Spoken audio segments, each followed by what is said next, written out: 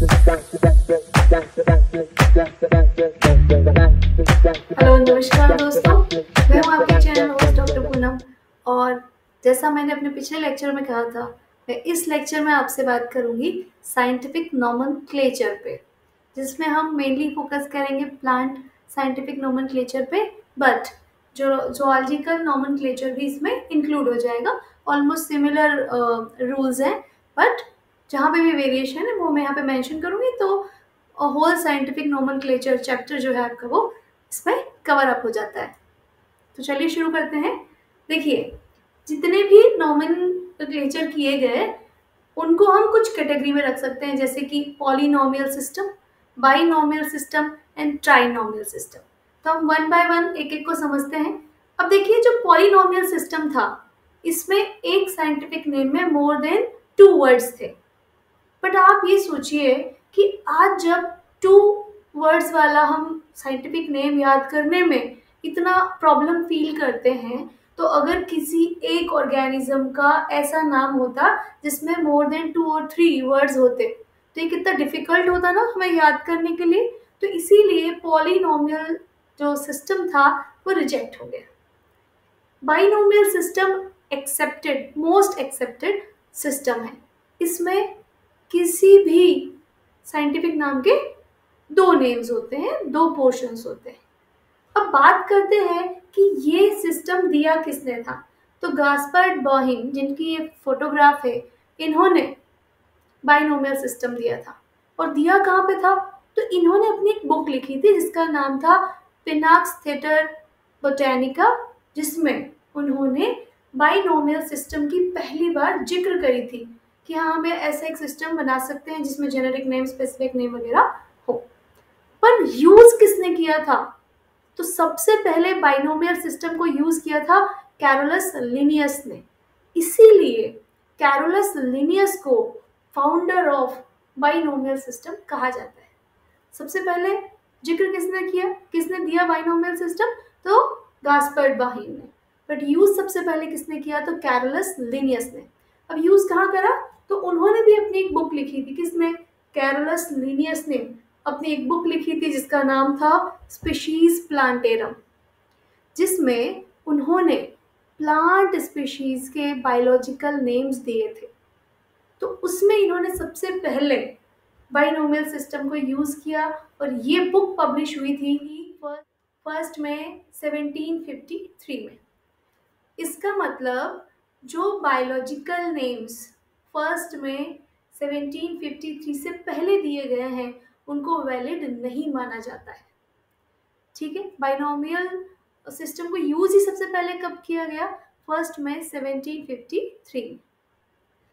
Botanical binomial system की बात हो रही है। अब हम बात करते हैं कि क्या एनिमल्स के लिए भी ये यूज किया गया? तो यस, सिस्टेमा नेचुरी, जो कैरोलस लिनियस की एक और बुक थी सिस्टेमा नेचुरी, जिसका 10th एडिशन आया था 1 अगस्त 1758 में। और इसमें इन्होंने एनिमल्स के साइंटिफिक नेम दिए थे। प्लांट्स के साइंटिफिक नेम्स फर्स्ट में 1753, एनिमल्स के साइंटिफिक नेम 1 अगस्त 1758, यानी 1 अगस्त 1758, यहाँ पे 58 है, गलती से 53 मैंने टाइप कर दिया। तो 1 अगस्त 1758 से पहले के जो एनिमल के साइंटिफिक नेम्स हैं उनको वैलिड नहीं माना गया है। ये दोनों डेट्स आपको बिल्कुल याद कर लेनी है। प्लांट्स के लिए फर्स्ट में 1753 एंड एनिमल्स के लिए 1 अगस्त 1758। दोनों ही डेट्स इंपॉर्टेंट है। 1753 में स्पीशीज प्लांटेरम में प्लांट्स के नेम एंड 1758 में सिस्टेमा नेचुरी 10th एडिशन में एनिमल्स के नेम दिए गए। दिए किसने? Carolus Linnaeus, the founder of binomial system. Carolus Linnaeus की फोटोग्राफ मैंने आपको अपने पिछले लेक्चर में दिखाई थी। अब देखिए, जब नोमेनक्लेचर दिया गया तो एक रूल भी आया। रूल क्या था? Principle of priority. मीन्स 1753 में पहली बार प्लांट्स के बॉटेनिकल नेम बताए गए, तो उसके बाद भी ऐसा तो है नहीं कि कैरोलस लिनियस ने सारे प्लांट्स इंक्लूड कर लिए थे, नहीं। उन्होंने जो लिस्ट बनाई, उसके अलावा भी कई प्लांट्स उसके पास बाद आइडेंटिफाई किए गए। तो सपोज मैंने एक प्लांट आइडेंटिफाई किया और उसी प्लांट को किसी और ने भी आइडेंटिफाई किया, उसने कोई और नाम दिया, मैंने कोई और नाम दिया, तो किसका नाम वैलिड माना जाएगा, कौन सा नाम एक्सेप्ट किया जाएगा? तो वो नाम एक्सेप्ट किया जाएगा जो पहले दिया गया। अगर मैंने पहले दिया है तो मैंने जो दिया वो नाम मानेंगे, और अगर सेकेंड पार्टी ने जो नाम दिया है वो पहले दिया है मुझसे तो वो नाम माना जाएगा। तो जो नाम पहले दिया गया वो नाम वैलिड होगा। इस रूल को कहा गया था प्रायोरिटी का प्रिंसिपल। अब चूंकि सभी नई स्पीशीज खोजी जा रही थी, ये तब की बात है जब हम नहीं जानते थे, हम प्लांट्स को आइडेंटिफाई नहीं जान करते थे, हम उनको क्लासिफाई नहीं करते थे, हमने उनको समझा नहीं था कि हाँ कितने तरह के डिविजन्स हैं, प्लांट किंगडम क्या है, एनिमल किंगडम क्या है। जब हमने उसकी क्लासिफिकेशन को नहीं समझा था तब की बात हो रही है। तो तब क्या होता था, नए नए एनिमल्स, नए नए प्लांट्स को खोजा जा रहा था। तो कैसे नाम देना है, नाम ऐसा हो जो यूनिवर्सल हो, सब उसको समझ सकें। मैं अपनी कोई साइंटिफिक बात रख रही हूँ, मान लीजिए नीम के प्लांट पे अपनी कोई बात रख रही हूँ, तो सामने दूसरी कंट्री का पर्सन भी उस बात को समझ सके कि मैं नीम की बात कर रही हूँ। तो इन सब चीज़ों को ध्यान में रखते हुए कुछ रूल्स एंड रेगुलेशंस बनाए गए, और इसी रूल्स के जो नॉमेनक्लेचर के रूल्स है उसके कलेक्शन को क्या कहते हैं, आईसीबीएन कहते हैं, international code of botanical nomenclature. Internationally accepted rules हैं जिनसे बॉटेनिकल नॉमेनक्लेचर किया जाएगा। ठीक है, इसके फाउंडर कौन थे, आईसीबीएन के फाउंडर कौन थे? तो आईसीबीएन के फाउंडर थे Sprague, Hitchcock and green. Sprague, Hitchcock, green, इन्होंने सबसे पहले आईसीबीएन को बनाया और इम्प्लीमेंट कब किया, 1961 में। देखिए सबसे पहले इसका जो इम्प्लीमेंटेशन ईयर है वो 1961 है। पर जैसा ऐसा होता है ना, जब भी हम कोई रूल रेगुलेशन लाते हैं तो उसके बाद जब काफ़ी लर्नेड लोग उस पर डिस्कशन करते हैं तो उसमें कई सारे करेक्शंस होते हैं। तो वैसे ही आईसीबीएन में भी करेक्शंस किए गए, रिवीजन किया गया, और ये रिवीजन कहाँ हुआ, लेनिनग्राद में 1973 में 12th इंटरनेशनल कांग्रेस में ये रिवीजन किया गया। और उसके बाद जो रिवाइज्ड वर्जन रीपब्लिश किया गया आईसीबीएन का वो था 1978 में।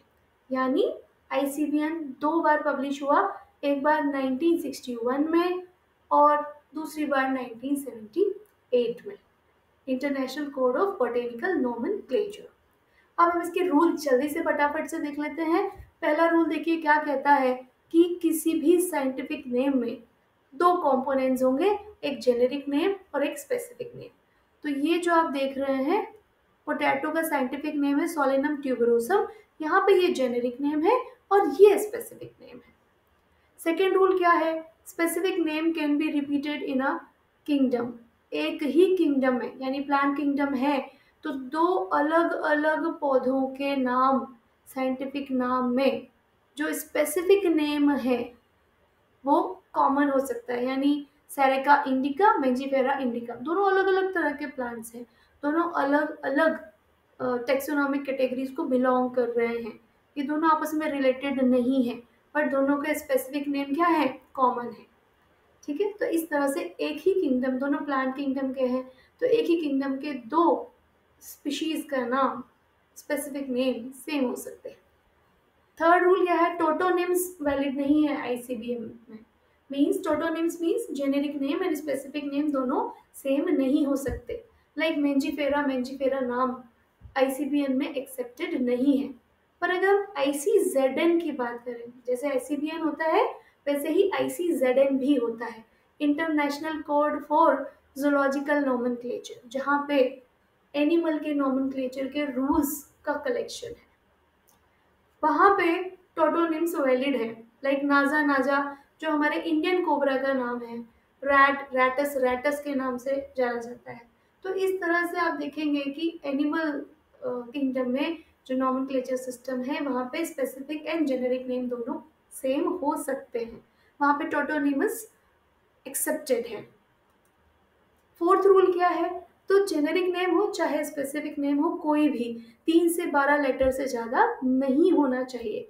पर यहाँ पे एक एक्सेप्शन है, जैसे रिक्सिया पठान कोटेंसिस, मैंने यहाँ एग्जाम्पल भी दिया रेड करके। अब ये एक्सेप्शंस कैसे एक्सेप्ट हो गया? तो देखिए, ये 1961 यानी जब पहली बार आईसीबीएन लॉन्च हुआ तब 1961 में हुआ था इम्प्लीमेंट इसका, 1961 में हुआ, तो ये नाम उसके पहले का है, बट ये नाम बाकी सभी रूल्स को फुलफिल कर रहा था और सिर्फ एक रूल फुलफिल नहीं हो रहा था, बट चूंकि ये 1961 के पहले का है एंड 1753 के बाद का है, कैरोलस लिनियस के बाद का है, तो इसीलिए इसे एक्सेप्ट कर लिया गया। तो ये एक एक्सेप्शन है, आपके एमसीक्यू टाइप के क्वेश्चन पेपर में ये आ सकता है। देखिए फिफ्थ पॉइंट क्या है, जेनेरिक नेम का पहला लेटर जो है वो कैपिटल होना चाहिए। देखिए ये जेनेरिक नेम है तो इसका पहला लेटर कैपिटल है, अगर स्पेसिफिक नेम है तो इसका फर्स्ट लेटर स्मॉल होना चाहिए। देखिए स्पेसिफिक नेम का फर्स्ट लेटर स्मॉल है। सिक्स्थ पॉइंट क्या है, generic name and specific name both underline होने चाहिए अगर आप उसे लिख रहे हैं या टाइप कर रहे हैं। अगर आप उसे हाथ से नाम लिख रहे हैं कोई साइंटिफिक नेम या फिर आप टाइप कर रहे हैं तो उसे अंडरलाइन करेंगे, पर अगर ये प्रिंटेड है तो ये इटैलिक्स में प्रिंट किया जाएगा।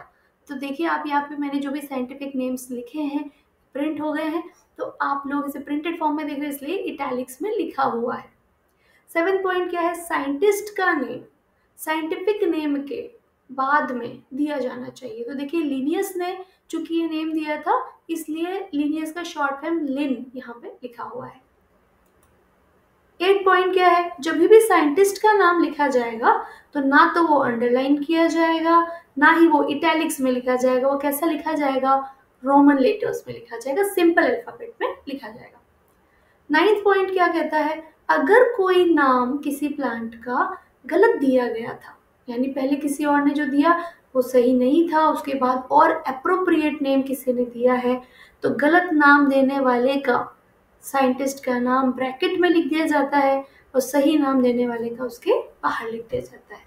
तो ये जो सूगा कैनेडेंसिस करके प्लांट था, इसका पहले लिनियस ने कोई और नाम दिया था, पर वो सैलिसबरी ने जो नेम दिया वो ज़्यादा अप्रोप्रिएट था, तो इसीलिए लिनियस के नेम को ब्रैकेट में क्लोज कर दिया और सैलिसबरी का नाम बाहर लिखा गया। पर आप देखिए दोनों ही साइंटिस्ट के नाम ना तो अंडरलाइन है और ना ही इटैलिक्स में किए गए हैं, ये रोमन लेटर में लिखे हुए हैं।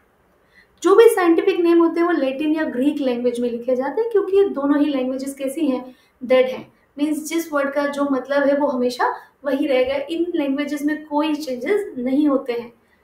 ठीक है, तो इसीलिए ऐसे साइंटिफिक नेम्स हमने किस में लिए, लैटिन या ग्रीक लैंग्वेज में लिए। तो 11th पॉइंट क्या कहता है, देखिए जब भी आप क्लेम करते हैं कि मैं ये नया प्लांट डिस्कवर कर रहा हूँ, मैंने ये नई प्लांट स्पीशीज डिस्कवर करी है, तो ऐसे केस में आपको उसका हर्बेरियम शीट ड्राई गार्डन में सबमिट करना पड़ेगा, मीन्स आपको रजिस्टर करना पड़ेगा कि हाँ ये प्लांट है, ये इसके कैरेक्टरिस्टिक्स हैं और ये अब तक रिपोर्टेड नहीं है, तो ये एक नई स्पीशीज है, तो मैं आपको यहाँ पे एक स्पेसिमेन इसका सबमिट कर रहा हूँ। जो भी स्पेसिमेन आप सबमिट कर रहे हैं हर्बेरियम शीट में वो एक स्टैंडर्ड साइज की शीट पे होना चाहिए, और वो साइज क्या है 11.5 इंटू 16.5 इंचेस। ये हर्बेरियम शीट का स्टैंडर्ड साइज है जिसपे आप अपने यूनिक प्लांट का जिसको आप क्लेम करते हैं कि मैंने इसको डिस्कवर किया है, तो वो उसकी शीट जिसपे आप बनाएंगे ये उसका स्टैंडर्ड साइज है। ट्राइनोमियल सिस्टम क्या है, देखिए ये भी एक एक्सेप्टेड नॉमेनक्लेचर सिस्टम है। यूज कहाँ कर रहे हैं, तो इस सिस्टम को हम यूज वहाँ कर रहे हैं जहाँ पे जो स्पीशीज है उसकी वेराइटीज में सिग्निफिकेंट मॉर्फोलॉजिकल चेंजेस, आप देख के नहीं कह सकते कि ये दोनों वेराइटीज सेम स्पीशीज को बिलोंग कर रही है। ये जो ट्राइनोमियल सिस्टम था ये किसने दिया था, तो ये हग्सले ने स्ट्राइकलैंड ने दिया था ट्राइनोमियल सिस्टम। और इसमें नाम से ही पता चल रहा है ट्राइनोमियल है, मीन्स 3 कंपोनेंट्स होंगे, किसी भी साइंटिफिक नेम के 3 कंपोनेंट्स होंगे, generic name, specific name and सब स्पेसिफिक नेम्स। ठीक है, अब देखो इसका एक बहुत ही अच्छा एग्जाम्पल क्या है, तो गोभी।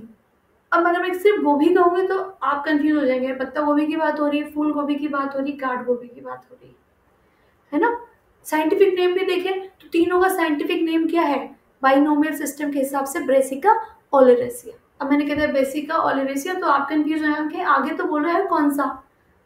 तो देखो कॉलीफ्लावर जो हमारा ये फूल गोभी है, इसका जो ट्राइनोमियल सिस्टम में नेम है वो क्या है, ब्रेसिका ओलेरेसिया बोट्राइटिस। जैसे ही नाम सुना समझ में आ गया कॉलीफ्लावर की बात हो रही है। कैबेज है तो मैं क्या कहूँगी, ब्रेसिका ओलेरेसिया कैपिटाटा। तो यहाँ आपको समझ में आ गया कि भाई मैं कैबेज की बात कर रही हूँ। और अगर ब्रेसिका ओलेरेसिया कोलोरापा की बात हो रही है तो नॉल हॉल की बात हो रही है, मीन्स गांठ गोभी की बात हो रही है। देखिए ऐसी दिखती है गांठ गोभी।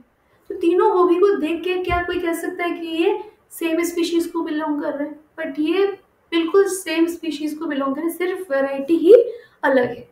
तो जब ऐसा केस हो जहाँ पे वेराइटीज एक दूसरे से drastically different morphological external morphological characteristics show करते हो, बट वो आपस में सेम स्पीशीज के हैं, तो ऐसे केस में हम trinomial system, trinomial biological nomenclature system को फॉलो करते हैं, जो किसने दिया था, हक्सले एंड स्ट्राइकलैंड ने दिया था।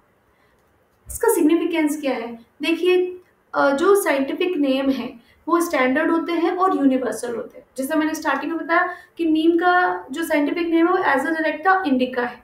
मीन्स अगर मैं यहाँ पे बोल रही हूँ तो भी इंडिया वाले समझ लेंगे कि मैं नीम की बात कर रही हूँ, और अगर मैं किसी फॉरेन कंट्री में जाके नेम बोलती हूँ तो वहाँ पे भी वो समझ जाएंगे कि मैं नीम की ही बात कर रही हूँ। तो ये स्टैंडर्ड होते हैं और यूनिवर्सल होते हैं, इसलिए पूरे वर्ल्ड में इससे आसानी से हम समझ पाते हैं कि हम किसकी बात कर रहे हैं। मीनिंगफुल होते हैं, मीन्स क्या कि ये जो नेम्स हैं ये ऐसे ही नहीं रख दिए गए हैं, ये साइंटिफिक नेम्स में जो हमने टर्मिनोलॉजी यूज़ की है वो उस प्लांट के कैरेक्टरिस्टिक्स को समहाउ शो कर रहा है। जैसे देखिए यहाँ पे एप्पल का साइंटिफिक नेम पायरस मेलिस, क्यों, क्योंकि इसमें मैलिक एसिड बहुत ज़्यादा है। सोलेनम ट्यूबरोसम पोटैटो का नाम, क्यों, क्योंकि इसमें ट्यूबर्स प्रेजेंट है ना। और जो थर्ड साइंटिफिक नेम का सिग्निफिकेंस है वो क्या है कि इससे इंटर रिलेशनशिप भी पता चल रहा है। जैसे मैंने पोटैटो और ब्रिंजल को देखा तो क्या वो किसी भी तरह से रिलेटेड लग रहा है, नहीं, हमें नहीं पता चल रहा है कि ये एक ही कैटेगरी को बिलोंग कर रहे हैं, एक ही फैमिली को बिलोंग करते हैं, या ये बहुत ज़्यादा रिलेटेड फैमिली है, स्पीशीज है दोनों। बट हमने नाम पढ़ा Solanum tuberosum potato, Solanum melongena brinjal. तो सोलेनम जो कि जेनेरिक नेम सेम है, इससे हमें ये पता चलता है कि ये दोनों सेम जीनस को बिलोंग कर रहे हैं, इनमें बहुत ज़्यादा सिमिलैरिटीज़ हैं, है ना। तो नाम देख के हमें पता चला कि ये दोनों बहुत ज़्यादा रिलेटेड हैं। बट अगर मैं एक पोटैटो और ब्रिंजल को ऐसे प्लांट वाइज देखूं तो मैं ये नहीं कह सकती कि ये दोनों इतने ज़्यादा रिलेटेड हैं। तो ये भी इसका एक सिग्निफिकेंस हो जाता है। तो चलिए, जैसा हमने पिछले लेक्चर में पढ़ा था basic knowledge of plant taxonomy, इस लेक्चर में पढ़ा था नॉमेनक्लेचर, इसी तरह हम नेक्स्ट लेक्चर में पढ़ेंगे कि प्लांट क्लासिफिकेशन क्या है, इसकी शुरुआत कैसे हुई। तो तब तक के लिए नमस्कार।